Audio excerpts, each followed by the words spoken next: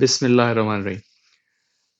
Viewers, this is Mustanir Afzalodi from Department of English, Bahauddin Zikri University, Multan. Today, we'll be talking about William Wordsworth's theory of poetry.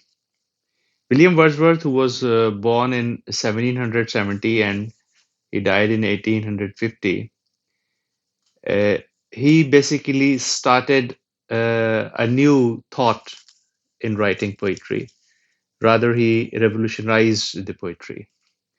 And the movement, which was known as Romantic movement, uh, it started with the publication of his collection of poems along with Samuel Taylor Coleridge, the Lyrical Ballads. The Lyrical Ballads basically had three different editions, and uh, initially it was without a preface, but since it was based on a breakthrough structure, the type of poetry which was being done before William Wordsworth's time was very different. And when we talk about any theory in literary criticism, we must keep in mind that uh, the society, the economy, the political situation, everything contributes towards the literary taste of the people. And that literary taste is reflected in the writings of the writers of those times. So, if we talk about the historical perspective of literary criticism or historical backdrop, which basically brought romantic movement in the forefront, we must start from English Renaissance, which basically started in 1500, the start of 16th century, till 1660. 160 years of uh, England flourishing with all types of literature. People were writing because of two major reasons. That was the time when that agricultural economy of England was changing into industrial economy. People were getting more businesses, and the poverty level went down below. Uh, People started earning more, and with this, you know, brought of money, brought of wealth in society, there was a lot of layer and a popular fashion which started with the reign of Queen Elizabeth. It always happens that the history or the historical cycle basically keeps on changing according to the ways of the people. The taste of the people is reflected in different ways of their lives. I remember uh, as a youngster, it was a very big thing to watch a movie at a cinema. When we were in class ninth or 10th, it was very difficult to get permission from our parents to go to cinemas. And now we have cinemas in our pockets. We know that this Netflix thing and everything is right there in your bedroom, not only in your bedroom, but rather in your pocket. Things change. As the things change, the taste of the people also changes. Basically, that period of time was the period of inventions, the period of scientific discoveries. I'm talking about 1600, 1600 and onwards, 1660 and onwards. That after uh, Renaissance, the late Renaissance period, the Jacobean period, which was basically marked by age of enlightenment, reason, logic, philosophy. Now, all these things do contribute towards uh, scientific brought up, scientific thought in society. But that scientific thought affected the literature of that time as well. So basically, people started thinking that the aesthetic aspect of literature was fading away. Literature, which is basically meant for enjoyment, meant for entertainment, was changed into something philosophical, something scientific. And we have a very potent example of metaphysical poets, soon very close to the Romantic period. Uh, we have Samuel Johnson. We have these types of names, which were basically uh, trying to bring aestheticism into literature. Before that, aestheticism, if not completely devoid, but was not very strongly present in literature before the time of Wordsworth. And literature was dependent on form. Literature was dependent on its structure. So it was not what you said, it was basically how you said. This was more important. There were different ways of writing, set ways of writing, patterns which were created by the masters of the past, and people were supposed to follow those patterns. And if you do not follow that pattern, you are not a good writer. So that was a very big problem. So people got caught into structures. They tried to follow the pattern of the great writers of the past, and that fellowship basically, in some way, did not pave way to free thought or free aestheticism. Wordsworth, Wordsworth's time, even before Wordsworth, we have William Blake, William Cooper. They were the writers who were writing romantic poetry, but somehow they were unable to start that uh, revolution in poetic scenario. So when Coleridge and Wordsworth started talking about writing poems in a different manner, their basic idea uh,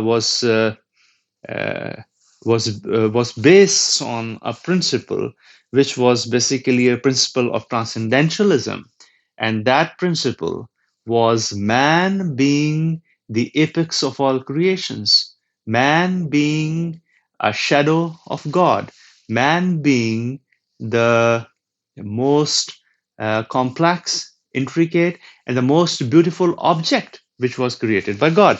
This was you will find this idea of transcendentalism very strongly present in Wordsworth's poetry.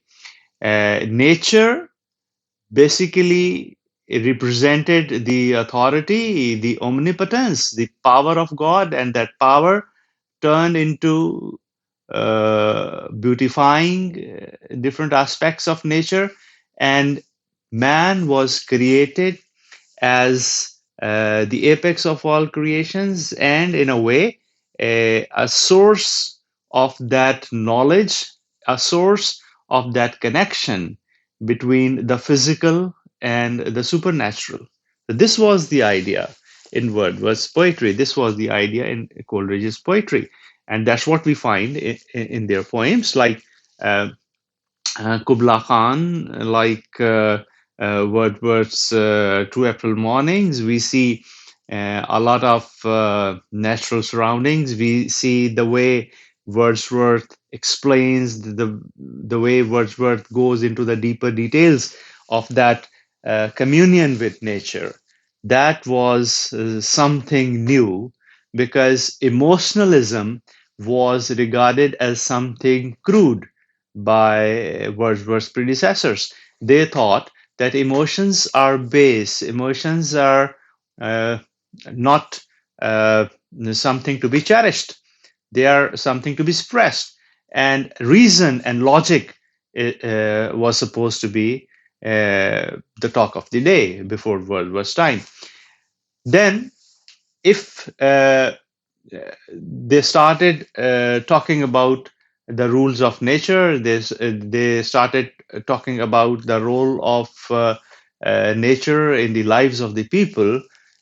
what type of people were supposed to be the closest to nature, what type of people were supposed to be the examples, the manifestations of great nature of God. So these were those people who lived closest to the nature, the common people, the peasants, the shepherds, the farmers. So that was again a new idea, which Wordsworth and I personally believe that Coleridge and Wordsworth were skeptical about success of their work when they thought to publish the lyrical ballads. Most probably, the reason was that that new aspect, the new way, and the new structure of writing poetry was in many ways different from the previous ways of writing poetry. So Wordsworth started talking about very, very common elements of life. Now, those very common elements of life basically brought simple people and simple life in the forefront. And the simple people and simple lives of the people, like if you remember VR7, if you remember the daffodils, all these poems basically represented the very basics of humanity, the very simpler things which we experience in our everyday lives. So, if you have to write about something so ordinary, you have to use an ordinary language for that. And this was a flagship thought of Wordsworth's poetry that basically common emotions presented in uh, a strong way so that the readers also feel the impact of those emotions on the writer. The way the poet feels about something is transferred to the reader through that language which is appropriate to convey or communicate those feelings. And you know the very common uh, formula of Wordsworth's poetry was that it is a spontaneous overflow of emotions recollected in tranquility. So it came from inside.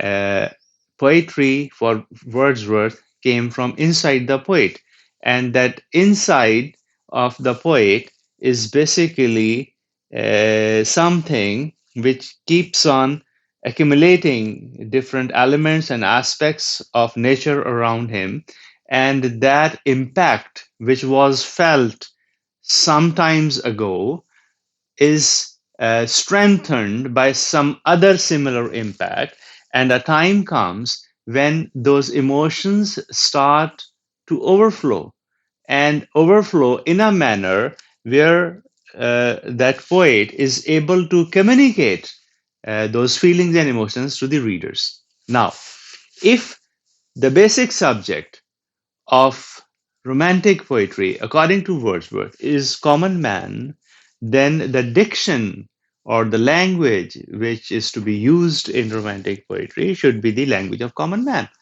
This is the point where we see that Wordsworth and Coleridge, they do not agree with each other. Coleridge had a different taste. Coleridge was basically uh, what I feel that he had more experience in European literature as compared to Wordsworth, and especially German literature, which was very strong and forceful, uh, with the forceful impact at that time. Uh, Coleridge had a higher vision of looking at things. Wordsworth, on the other hand, had um, an expertise, a natural skill to describe the smallest and the most ordinary into a manner which made it grand, which made it attractive.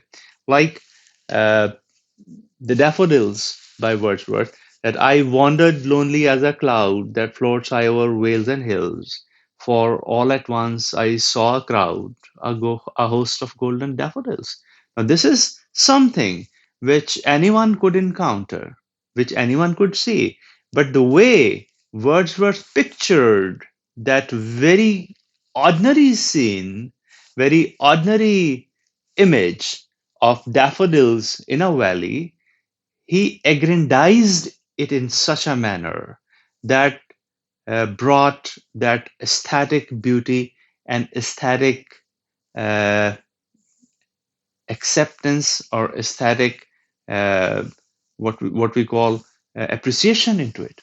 Now, this is basically the idea of Wordsworth's poetry, writing about ordinary things, making them grand, but in a language which is understandable by common people. Now, another aspect of this way of writing, those people who are not very happy with the fame of William Wordsworth, they have certain, comments to make on his poetry, which are not very positive, but that too makes sense. Poetry was written for entertainment. Poetry was published to be sold. Now, if you are writing something to be sold, you need more buyers. And if you are using the language of common people, which is more understandable, which approaches, which affects a common mind, that brings more buyer into the market. And this was not there before. Before Wordsworth's time, literature or poetry was something which was supposed to be understood by educated people. It was something which was very expensive. It was something which was not very easily understandable, and most of the people uh, did not enjoy it because they did not understand it properly. So, Wordsworth and Coleridge, according to those critics who remark negatively on Wordsworth, especially, they think that he used this formula to become more popular, to become more famous, to reach out to as many people as possible. This is okay, but we cannot deny this fact that Wordsworth started something very new. Wordsworth brought very strong and very simple emotions into the limelight of poetry of England. And that, in many ways, affected the literary scenario of his times.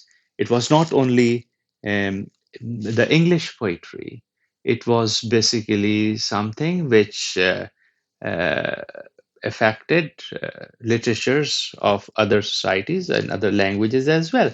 The way nature was aggrandized, the way commonplace things were aggrandized, the way lives of the common people were aggrandized, the way the language of common people was used to bring that aestheticism and beauty in poetry was something new for the times of William Wordsworth.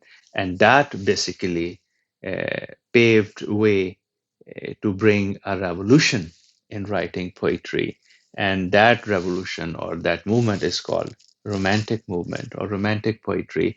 And it is very strongly embedded in Wordsworth uh, thought of writing poetry, which basically uh, aggrandized, which basically sang about the greatness of commonplace things. Thank you very much.